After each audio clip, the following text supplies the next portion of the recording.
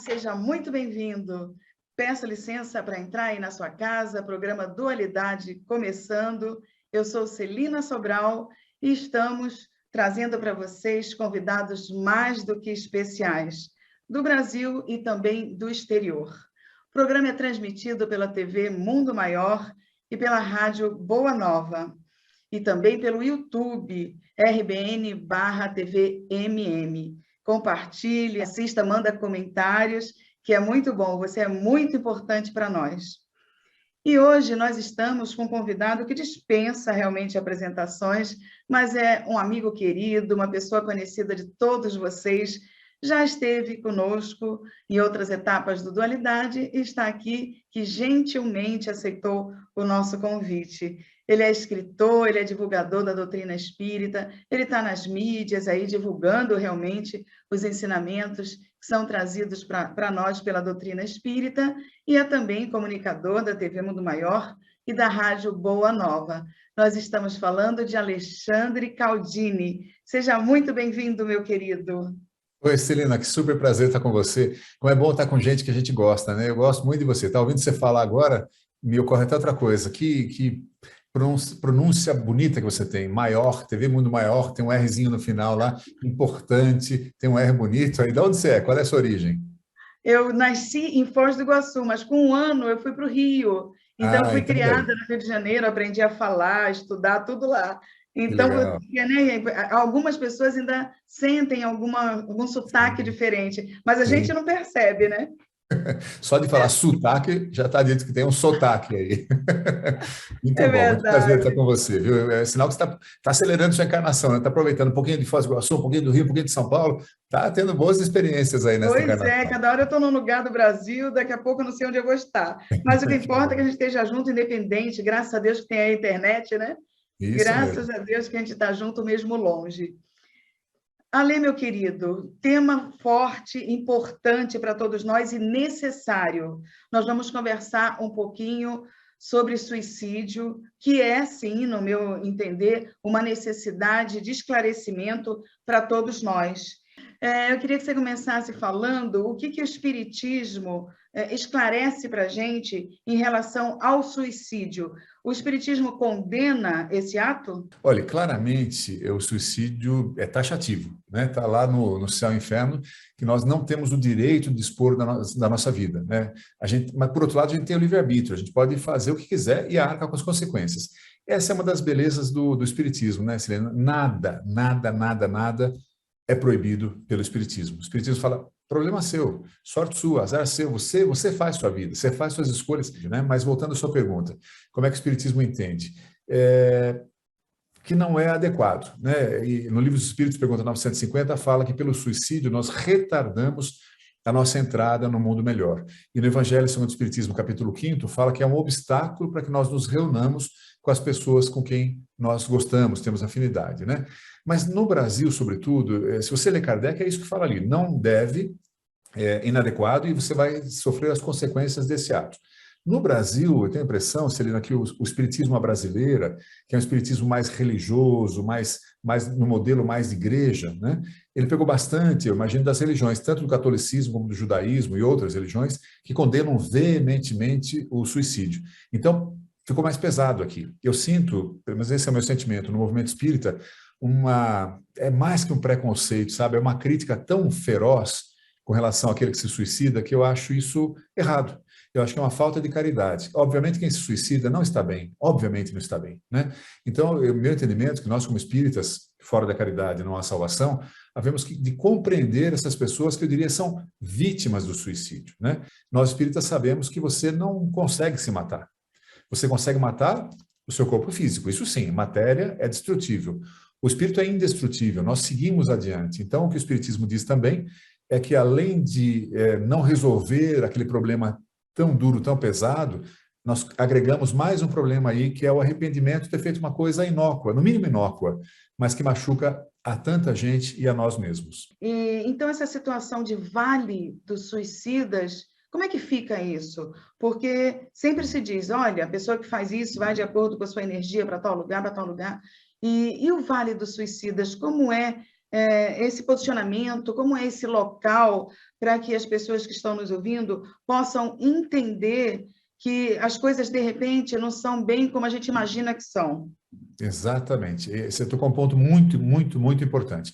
Existe um livro dos mais recomendados, livros do Espiritismo, que é Memórias de um Suicida, da dona Ivone, não é?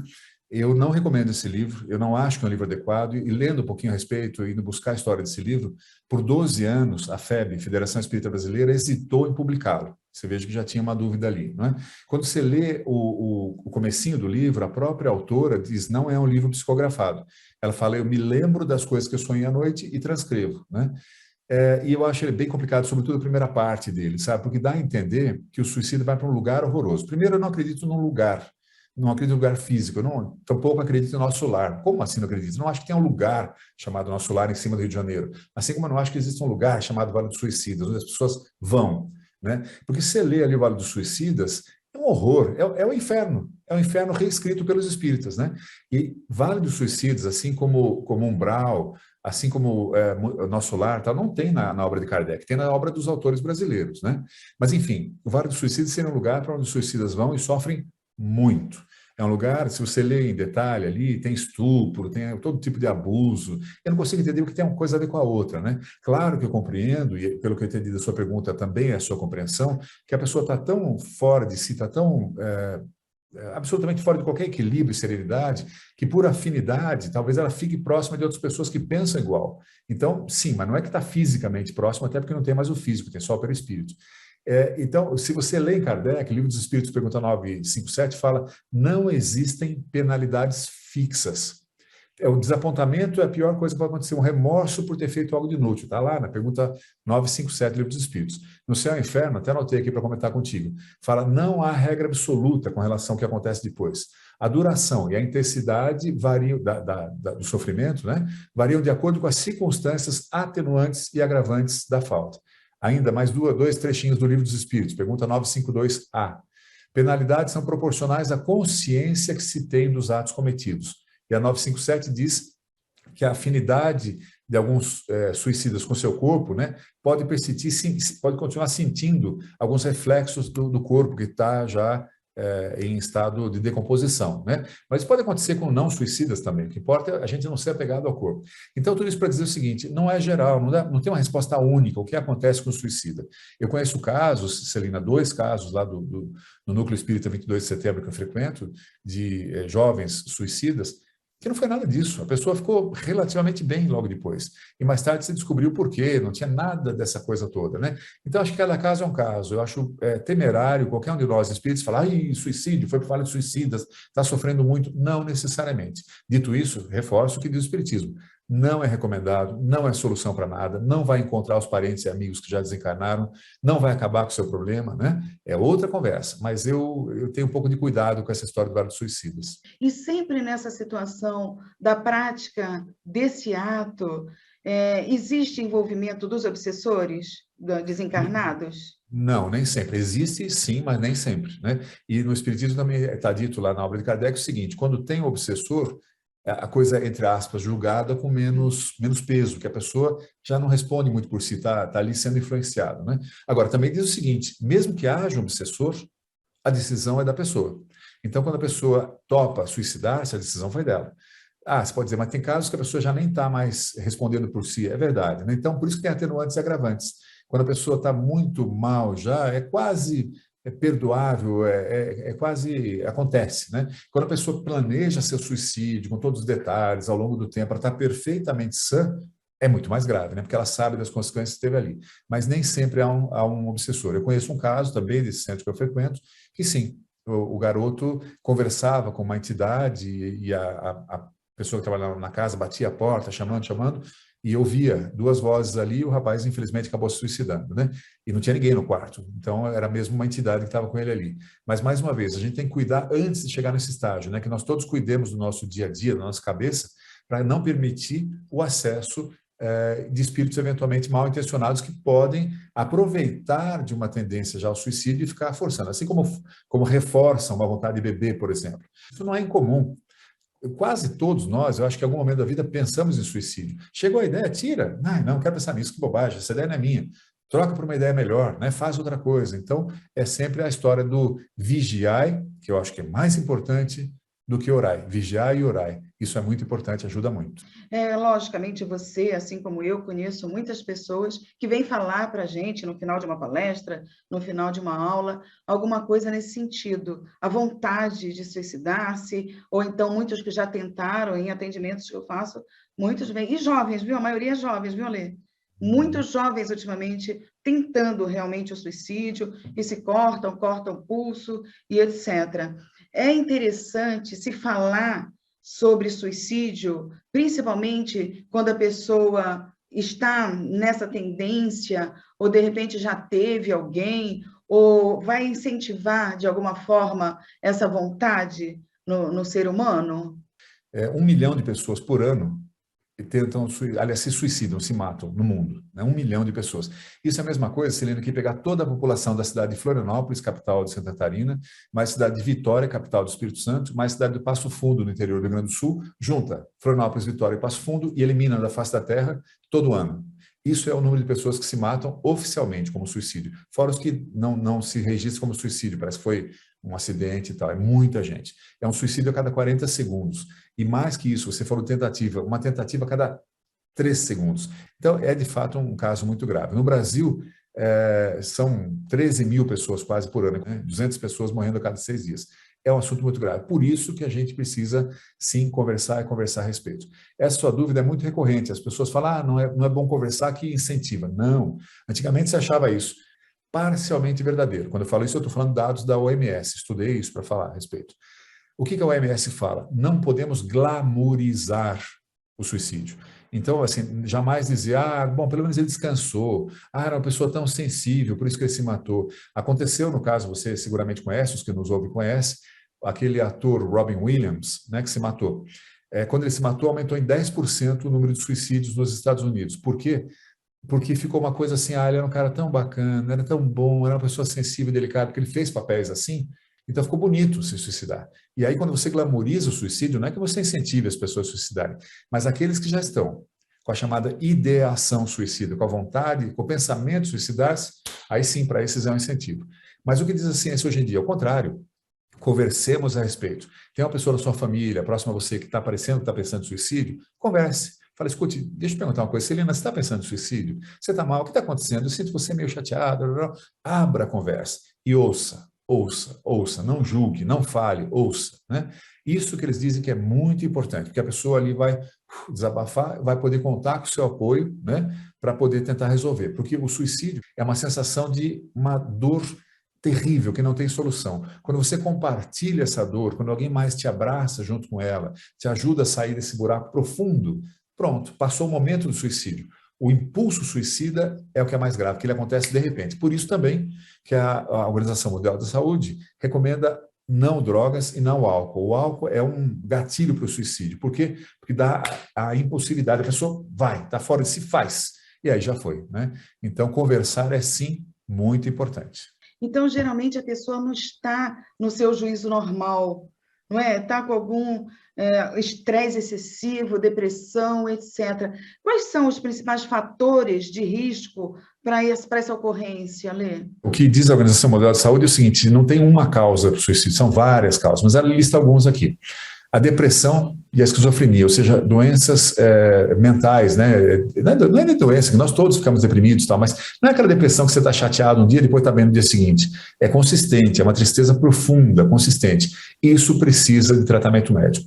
90% dos casos de suicídio tem a ver com depressão e esquizofrenia, ou seja, tem solução, tem tratamento, tem prevenção, tratamento médico, psiquiatra ou psicólogo, né? Problemas familiares também não ajudam em nada, relacionamento social, pessoa que é muito fora de qualquer relacionamento, né? Questões de orientação sexual e de gênero, eu conheço 2 casos assim, um amigo meu, presidente de uma empresa, de um banco, comentando isso, que no banco teve 2 casos de suicídio com 3 mortes. Um rapaz matou o namorado e matou a si mesmo, porque a família não aceitava a homossexualidade dele. Em um outro caso também, o menino suicidou-se pela mesma razão. Então veja que coisa complicada. E um deles, esse que matou o namorado e a ele mesmo, a religião da família do pai e da mãe, falava que isso era coisa do diabo, isso era doença, e por isso o menino se matou e matou o namorado. Então, são questões como essa, tá, que atrapalham. Abuso sexual, muito comum, isso ser motivo de suicídio, sobretudo para crianças, né? Um peso gigantesco, a criança também se mata, a criança também se suicida, né? Baixa autoestima, abuso de álcool, já falamos, 33% dos suicídios, todos os suicídios, é gente que é dependente de álcool. E entre 5% e 10% de todo mundo que é dependente de álcool também se mata, né? Desesperança, uma dor muito grande, dor física mesmo, dor crônica, uma doença grave, às vezes a pessoa também opta pelo suicídio. E, sem dúvida nenhuma, é importante falar disso também, Celina, acesso a meios para o suicídio. Ter a arma em casa é uma grande causa de suicídio, que facilita. E quando a pessoa já está numa ideação suicida, pôr grade nas janelas, né? Tirar as facas, tirar remédio do acesso dessa pessoa, tirar veneno, essas coisas todas têm que ser tiradas daquela pessoa. Assim como, é uma doença, né? Assim como uma pessoa que tem diabetes tem que ser isolada do açúcar, uma pessoa que tem essa doença temporária, que é a vontade do suicídio, tem que ser isolada dos meios, porque eles contribuem muito, são um fator de risco muito grave. Como é que a gente percebe, Ale, que uma pessoa realmente quer praticar esse ato? Eu já trabalhei no CVV, logo que eu terminei a faculdade, eu fiquei um ano e pouco no CVV, e tinha vezes que tudo bem, você ouve, você fala as coisas para a pessoa, ela até te ouve, mas eu percebia que quando uma pessoa realmente estava decidida a fazer isso, ela ligava para a gente, falava, mas passava 1, 2 dias no máximo e a gente tinha notícia que realmente aquela pessoa cometeu o ato do suicídio. Mas, lógico, acredito que a minoria das pessoas que estão nos assistindo trabalharam ou conhecem alguma coisa também, tanto do CVV, porque aí precisa... Eu indico o curso do CVV para todo mundo, mesmo que não vá trabalhar no CVV, é um aprendizado tamanho. Mas como a gente pode, então, perceber que a pessoa realmente quer e vai cometer esse ato? Antes de responder isso, quero responder 2 coisas que você falou que eu acho muito importantes. Primeiro, você fez muito bem em lembrar do CVV, eu me esqueci de começar falando disso, é muito importante. O CVV é um recurso espetacular, é o Centro de Valorização da Vida. Eles brincam que CVV também quer dizer como vai você. Ou seja, é um amigo que está ali conversando contigo, né? Então, se você precisar, ligue para o CVV, acho que é 188, né, Celina? 188. Sim, 188. Pronto, então ligue para 188, converse, é gratuito, você não precisa se identificar, a pessoa não saberá quem é você, está tudo certo, né? Ali é uma pessoa que está para ouvi-la, ali é uma pessoa que está para ouvi-lo, né? E Celina falou, a gente falava, tá, mas o mais importante é isso mesmo, é ouvir. Então, o segredo é ouvir com paciência, sem crítica, sem falar, isso é falta de Deus na sua vida, é porque você não tem fé, isso é um obsessor, isso é bobagem, isso é frescura. Não, é uma dor muito forte, né? Então, primeiro, o CVV, muito importante. E o segundo, respondendo a tua pergunta, né, como é que a pessoa, como é que se percebe? Um dos mitos é que a pessoa não dá sinais, ela dá sinais. Ela dá sinais, ela fala, né? Então, assim, você percebe algumas coisas, falta de interesse na vida, tá tudo chato, nada mais me interessa, tô com sono o tempo todo, né? Mudança no padrão de comportamento de sono, de alimento, ou se alimentar demais, ou não se alimentar, ou dormir demais, ou ter insônia, né? Claro que todo mundo tem uma insônia um dia, dorme demais outro dia, come demais uma época, come demais de novo outra época, né? Essas coisas são normais. Mas é quando é um comportamento patológico já. Um declínio na produtividade, seja na escola, notas baixas, consistentemente baixas, mudou o padrão, né? Ou no trabalho, caiu, não consegue se concentrar mais no trabalho, né?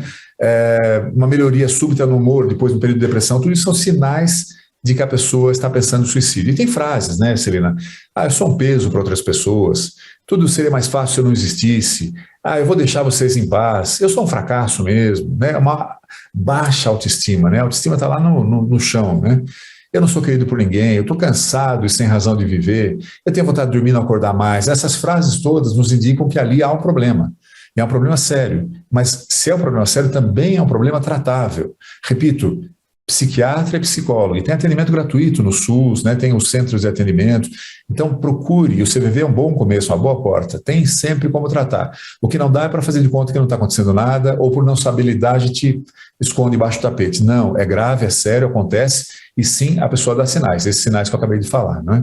E aí o que a gente faz quando percebe esses sinais? Tudo bem, porque muitas vezes a gente indica, ó, procura o CVV, procura um terapeuta, procura um amigo que você tenha confiança e que possa se abrir, mas às vezes a pessoa também está numa depressão tamanha que ela nem ouve a gente, ou não quer. Eu já tive na família, Lê, pessoas que se suicidaram. É horrível, e principalmente porque a religiosidade daquelas famílias que são ligadas a nós não eram espíritas. Uhum. E você sabe que tem religiões que realmente, como você falou no início, nossa, não tem salvação, não tem jeito, e não é assim que funciona. Claro O Espiritismo vem dizer ao contrário, exatamente isso. Então, às vezes, falando, querendo puxar para o nosso lado, a pessoa está tão decidida, e aí muitos ficam com sentimento de culpa. Essa prima que suicidou-se, ela tinha 2 meses de casada. Depois do almoço, todo mundo bem, todo mundo, né, foi lá, pegou os fios do computador, enrolou na garganta e houve isso. Jovem, estava feliz. Então, quer dizer, é o que você falou, às vezes as pessoas mostram sinais e a gente não percebe porque dão sinais. Mas aí tem outra coisa também a considerar, né, Celina? Quem é responsável? O responsável é o que suicidou-se, ponto final. Porque imagina para quem ficou, no seu caso, uma prima, imagina para filhos, meu pai se matou, minha mãe se matou, é muito pesado para uma criança, um adolescente. O que eu fiz de errado? Eu não amei meu pai direito. Para uma esposa, para um marido, muito difícil, né? Para um pai, para uma mãe, muito difícil. Então, compreendamos o seguinte, a gente tem sim corresponsabilidade, pode ajudar, tem que estar atento, tem que fazer o máximo que possa, mas o responsável é aquele lá. Isso é importante quando acontece um caso como esse que você citou na sua família, porque as pessoas vão continuar vivendo depois daquele suicídio. Tem grupos só de apoio, chama pós-venção, não é prevenção, pós-venção ao suicídio. No núcleo que eu frequento, 22 de setembro, tem lá o GAES, Grupo de Atendimento a Enlutados pelo Suicídio. São 4 mães que eu conheço, e aliás foi eu que sugeri que elas criassem, elas toparam, muito corajosas, elas acolhem, não o que vai suicidar, se é depois de acontecido o fato, acolhem as mães, os pais, os filhos, os irmãos, os cônjuges, para tentar explicar, pela experiência delas, que já passaram por isso, como é que supera isso aí? Porque vem aquela sensação de culpa mesmo, né? Eu não ouvi, eu não ajudei, eu não dei bola, eu não percebi, e tudo isso não ajuda nada. Então tem que cuidar de quem fica também. Mas voltando, né? O que a gente pode fazer antes de acontecer o suicídio? Olha, tem 2 coisas que eu acho muito interessantes aqui. Uma é a Lucinaura Diógenes, que é mãe de uma moça que suicidou-se, a Bia Dott, lá de Fortaleza. Ela criou o Instituto Bia Dott. E ela fala assim, são 4 Ds que levam: depressão, desamparo, desesperança e desespero. Então é uma descendente, né, negativa que leva ao suicídio. E o Dr. Celso Lopes de Souza, que é um psiquiatra que também lida com suicídio, falou outra coisa muito interessante. Ele falou, são os 3 Is. A pessoa acha que é insuportável e não é. Está superestimando, né? Porque não é insuportável, dá para suportar. A pessoa acha que é impossível de resolver, está subestimando, não é impossível de resolver aquele problema. E a pessoa acha que aquela dor é interminável, também não é. É uma trajetória, a dor vai passar. Tem que segurar naquele momento que está mais pesado, né? Então o que fazer? É justamente nesse momento, quando parece que é insuportável, impossível, interminável, tentar esclarecer, ajudar aquela pessoa a perceber que é um momento da vida, que as coisas mudam, né? Então, primeiro, não deixe para depois, conversa naquele momento, dedique-se à conversa, para tudo, fala, vamos conversar. Sem celular, sem pressa, sem ir para o trabalho, é muito mais importante a conversa naquele momento. Ouça mais que falar, acolher mais importante. Não iluda a pessoa, não fale, vai ficar tudo bem. Não tão rápido, né? Jamais dê lição de moral. Isso aí não é assim mesmo, eu já sofri muito mais que você, a dor de cada um é dor de cada um, não é comparável, né? E, sobretudo, leve a pessoa para um tratamento psiquiátrico e psicólogo. Eu digo leve, assim, vá junto, que a pessoa às vezes não tem nem condições de ir, está tão acabada que não tem força para isso. Então, convença, acompanhe, sempre com carinho, com cuidado, vá. O que não fazer, né? Não ignorar a situação, não parecer algo bobo, algo trivial, não fique chocado ou muito emocionado, né? Tenha calma, goste de um profissional a lidar com o assunto. Não faça que a pessoa sinta a posição de inferioridade, não dê falsas garantias, que vai ficar tudo bem, né? Eles falam também, o OMS, não fale do sigilo, que você não vai contar para ninguém, porque às vezes você vai precisar correr e contar para o médico, né? Não dê perspectivas morais ou religiosas, isso é falta de Deus, não cobre mudança imediata, são vários nãos, né? E tem umas falas que não ajudam em nada. Você é linda, você tem tudo, por que você está pensando em se matar? Naquele momento a pessoa não está se sentindo linda nem tudo, né?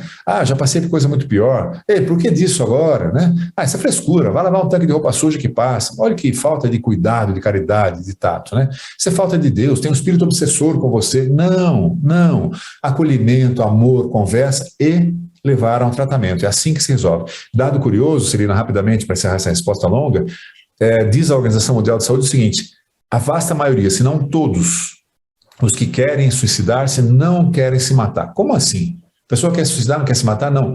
O objetivo não é se matar. O objetivo é livrar-se de uma dor insuportável. Então, se você ajuda a livrar daquela dor insuportável, a pessoa quer viver, não quer se matar, mas é que não está vendo saída para sair daquela dor. Veja que interessante. Então, é dar uma perspectiva, dar uma esperança calçada na lógica, né? Isso que é importante.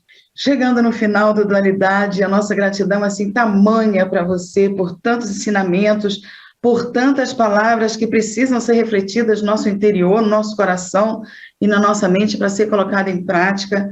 Gratidão por doar o seu tempo, a sua atenção para todos nós do Dualidade, Ale. Nossa, não, sem palavras, e a gente quer continuar conversando, porque tudo que você fala é interessante. Posso só dar o telefone do grupo de atendimento em lutados por suicídio? Acho que vale a pena. Por favor. Quem nos ouve, né? É São Paulo, 11 97183 2209. Repetirei. Telefone 11 97183 2209. Você fala com Marcele e marca através da Marcele para conversar com essas senhoras que passaram pelo suicídio.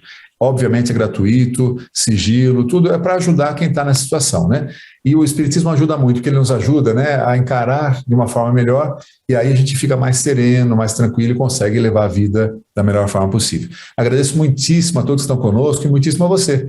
Muito obrigado, viu? Adorei, Celina, estar com você mais uma vez. Obrigado a você, obrigado a Bruna, obrigado a Regina pelo convite de hoje. Nós que agradecemos e agradecemos a você também pela sua companhia, por estar conosco. Já convidamos você para o próximo Dualidade e você pode assistir esse e outros programas no site TV Mundo Maior, Rádio Boa Nova e, como nós dissemos, no YouTube, RBN/TVMM. Fique com Deus e até o próximo encontro.